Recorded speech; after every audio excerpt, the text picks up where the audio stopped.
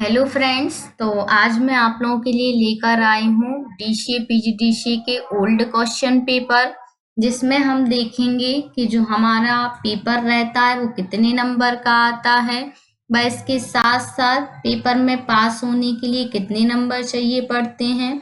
और जो first sem वाले स्टूडेंट रहते हैं उन्हें थोड़ा सा ये भी डाउट रहता है कि जो पेपर है वो ऑनलाइन होता है या ऑफलाइन होता है, तो ये भी आज हम वीडियो में देखेंगे। बस इसके साथ साथ उन्हें ये भी कंफ्यूजन रहता है कि पेपर में ऑब्जेक्टिव आते हैं या नहीं आते हैं, व पेपर में पास होने के लिए कितने नंबर चाहिए, जो हमारा पेपर रहता है उसमें कितने क्वेश्चन आते हैं या किस टाइप से क्वेश्चन आते हैं। तो जितने भी आपके डाउट्स हैं या सवाल हैं वो आज सारे इस वीडियो में क्लियर हो जाएंगे। और इसके बाद भी यदि आपको लगता है कि आपका कोई क्वेश्चन है तो आप हमें कमेंट में बता सकते हैं, उससे रिलेटेड हम आपको रिप्लाई कर देंगे या वीडियो भी बना देंगे।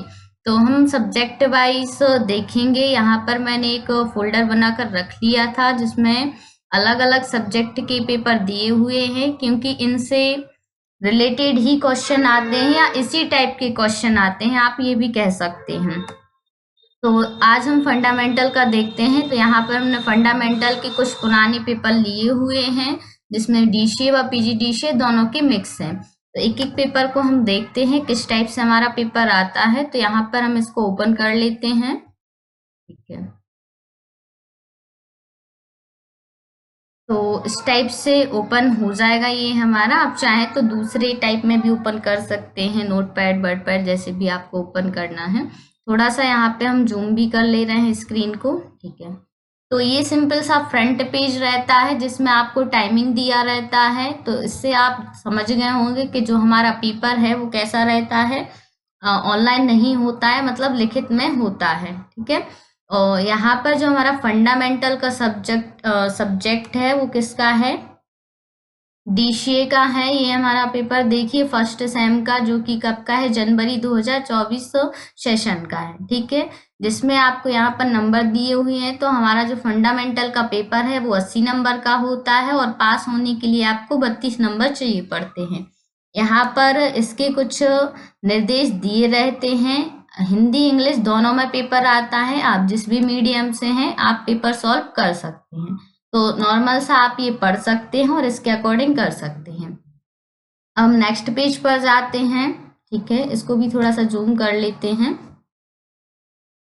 ठीक है, तो यूनिट यहाँ पर डिवाइड कर देते हैं जिससे आपको कोई प्रॉब्लम नहीं हो। अब यहाँ पर हम देखते हैं, साथ में क्वेश्चन भी देखते जा रहे हैं। तो क्वेश्चन है, देखिए, कंप्यूटर सिस्टम में मेमोरी पदानुक्रम के मूलभूत सिद्धांतों का वर्णन कीजिए। चर्चा कीजिए कि रजिस्टर, कैश, मुख्य मेमोरी और सेकेंडरी स्टोरेज सहित पदानुक्रम समग्र सिस्टम प्रदर्शन में कैसे योगदान देता है। इसी के साथ साथ आपको अथवा में भी क्वेश्चन देखने को मिल जाएगा।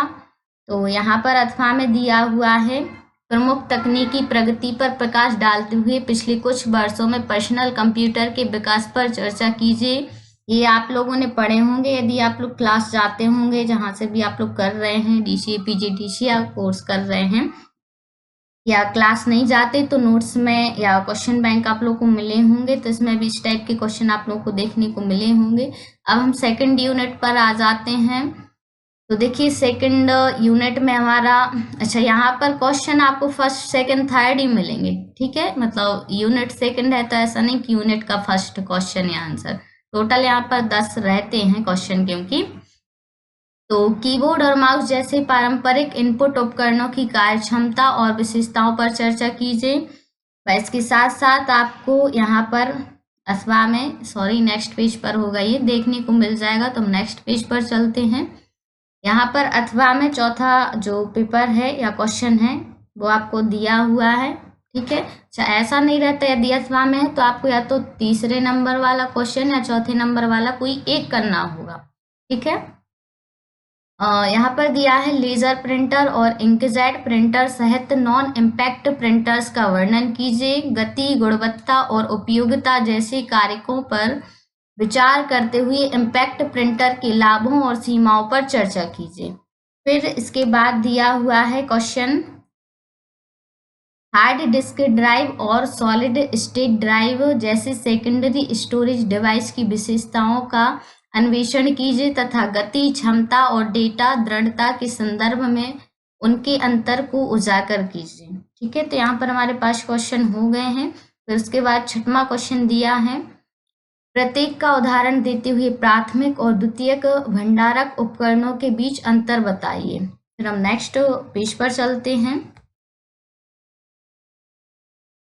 यहाँ पर नेक्स्ट पेज में दिया हुआ है, एप्लीकेशन सॉफ्टवेयर को उनके उद्देश्यों और कार्यक्षमताओं के आधार पर विभिन्न श्रेणियों में वर्गीकृत कीजिए। प्रत्येक श्रेणी की विशेषताओं पर चर्चा कीजिए और इस बात पर प्रकाश डालिए कि वे विशिष्ट उपयोगकर्ता आवश्यकताओं को कैसे पूरा करते हैं।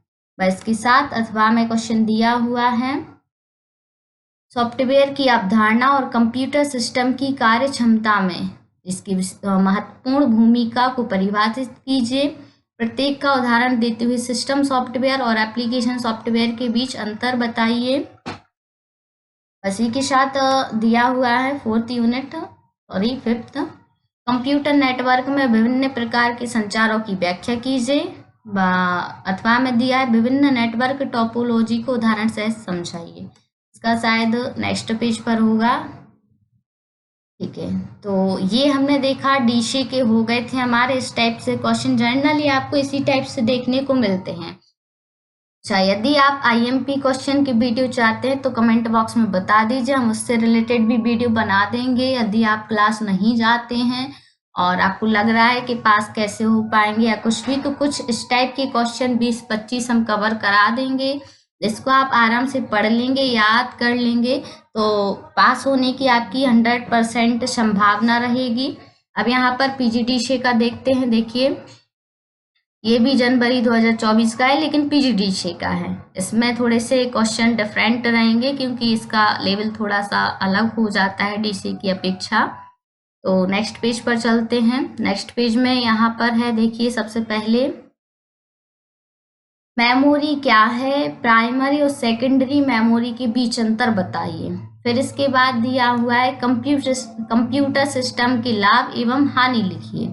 ठीक है, तो यहाँ पर आप देखेंगे फर्स्ट क्वेश्चन तो दिया है, इसके साथ साथ हमें ए और बी क्वेश्चन भी दिया।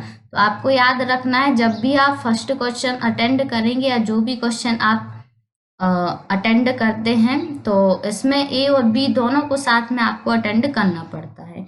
कई बार बहुत से बच्चे क्या गलती कर देते हैं कि इसका ए कर देते हैं और सेकंड जो अथवा वाला दिया रहता है उसका बी कर देते हैं। तो आपको ऐसी गलती बिल्कुल भी नहीं करनी है। फिर इसके बाद इसमें अथवा में दिया हुआ है, निम्नलिखित स्टोरेज डिवाइस को समझाइए। तो यहाँ पर hard disk, flash drive, Blu ray disk और ऑप्टिकल डिस्क, ये आपको सारे कवर करने पड़ेंगे, या आप जितने भी कवर करते हैं आपको उस हिसाब से नंबर मिल जाएंगे। फिर हम चलते हैं और आगे नेक्स्ट पेज पर। फिर यहाँ पर दिया हुआ है, देखिए आपको इम्पैक्ट और नॉन इम्पैक्ट प्रिंटर के बीच अंतर लिखिए। फिर इसी के साथ बी भी दिया हुआ है, ध्यान रखना है, दोनों को कवर करना है। साउंड कार्ड एवं स्पीकर को समझाइए। फिर इसके अथवा में लिखा हुआ है, निम्नलिखित इनपुट डिवाइस को समझाएं।